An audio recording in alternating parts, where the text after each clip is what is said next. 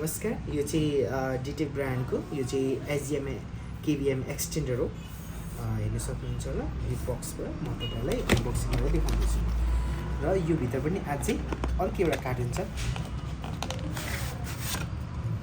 हेर्न सक्नुहुन्छ। अब चाहिँ यहाँनिर चाहिँ तपाईँले देख्न सक्नुहुन्छ।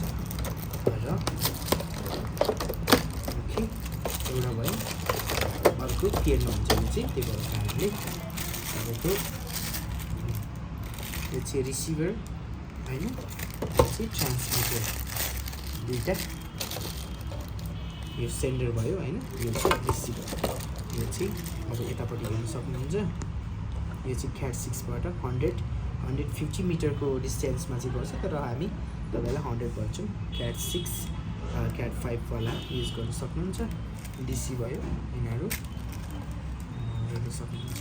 अर्को साइडमा भने तपाईँहरूको युएसबीको पोर्ट पनि छ यहाँनिर। यसमा चाहिँ अब यो चाहिँ रिसिभ गर्नुपर्छ नि त, माउस किबोर्डहरू पनि हाल्न सक्नुहुन्छ नि त तपाईँहरूको।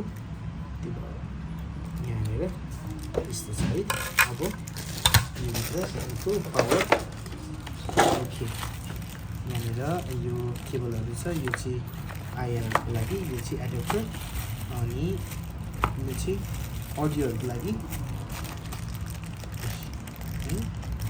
खोलेर देखाइदिन्छु ल। एडेप्टर, यो चाहिँ स्टिकरहरू तपाईँको। Okay, thank you so much.